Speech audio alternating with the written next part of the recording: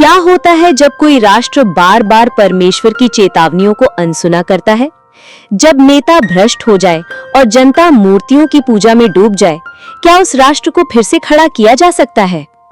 नमस्कार दोस्तों, आप देख रहे हैं टॉक ऑफ क्राइस्ट, एक ऐसा चैनल जहां हम परमेश्वर के वचन को गहराई से समझते हैं और उसे अपने जीवन से जोड़ते हैं। आज हम एक बहुत महत्वपूर्ण पुस्तक की यात्रा पर निकलेंगे, दो राजा। ये सिर्फ इतिहास नहीं है, ये चेतावनी है, ये दया है और ये एक छुपा हुआ वादा भी है। जब सब टूट जाए तब भी परमेश्वर की योजना चलती रहती है।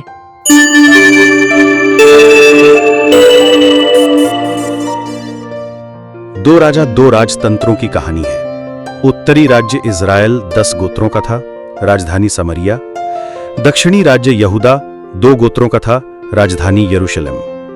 इस पुस्तक में करीब 30 से अधिक राजाओं का वर्णन है, लेकिन ज्यादातर अधर्मी और मूर्ति पूजक।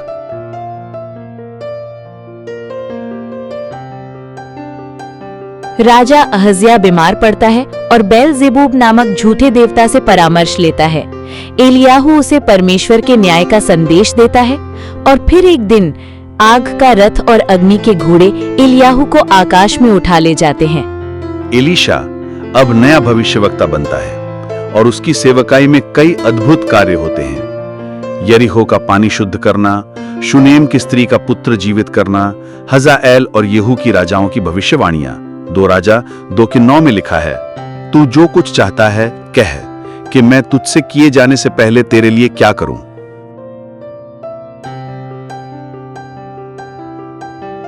उत्तर राज्य इज़राइल में एक भी धर्मी राजा नहीं होता।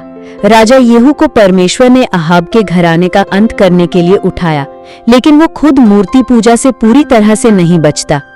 इसके बाद यारोबाम द्वितीय का समय शांति का रहा, लेकिन धार्मिक पतन और अन्याय चरम पर था। जनता बाल, अशेरा और अन्य देवताओं की पूजा करती रही। कई भविष्यवक्ता जैसे होशे, योएल, आमोस ने चेतावनी दी, पश्चाताप करो अन्यथा विनाश होगा। 722 ईसा पूर्व में असीरियन साम्राज्य इज़राइल पर हमला करता है और समरिया को नष्ट कर देता है। लोगों को बंदी बनाकर अन्य देशों में फैला दिया जाता है और यह राज्य कभी नहीं लौटता। 2 राजा 17 के 13 से 15 में लिखा है, वे अपने गले की कठोरता से नहीं झुके और अपने परमेश्वर यहोवा पर विश्वास नहीं किया।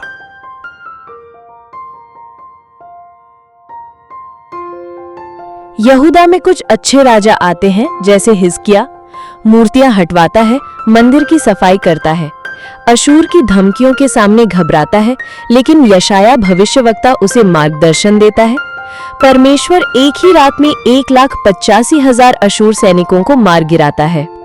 मनश्शे सबसे बुरा राजा, बाल की वेदियां मंदिर में बनवाता है, निर्दोषों का खून बहाता है। उसके पापों के कारण परमेश्वर यहूदा पर भी न्याय लाता है। योशिया मंदिर की मरम्मत के दौरान व्यवस्था की पुस्तक मिलती है, पूरे राष्ट्र में सुधार करता है, लेकिन यह बहुत देर हो चुकी होती है।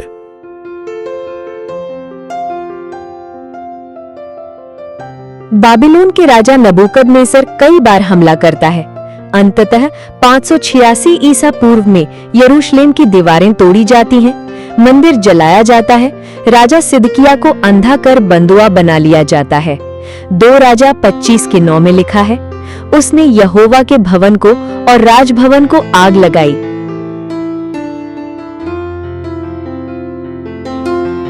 पुस्तक के अंत में एक विचित्र लेकिन आशाजनक घटना होती है। यहोयाकीन यहूदी राजा को बाबिलोन में सम्मान मिलता है। यह परमेश्वर की नरमी और पुनः स्थापना की आशा को दर्शाता है कि यद्यपि सजा हुई पर काम अभी पूरा नहीं हुआ है। यही वंश आगे चलकर यीशु मसीह तक जाएगा।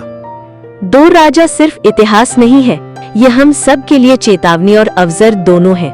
अगर कोई राष्ट्र, कोई परिवार या कोई जीवन परमेश्वर से भटक जाए तो विनाश आता है, लेकिन अगर हम मन फिराएं तो परमेश्वर उठाता है, चंगा करता है और फिर से उपयोग करता है। क्या आप आज परमेश्वर के पास लौटना चाहते हैं? कमेंट में लिखिए, हे प्रभु, मुझे अपने वचन की ओर खींच ले। टॉक ऑफ क्राइस्ट को सब्सक्राइब करें ताकि हम परमेश्वर के वचन को भारत और दुनिया भर में फैला सकें।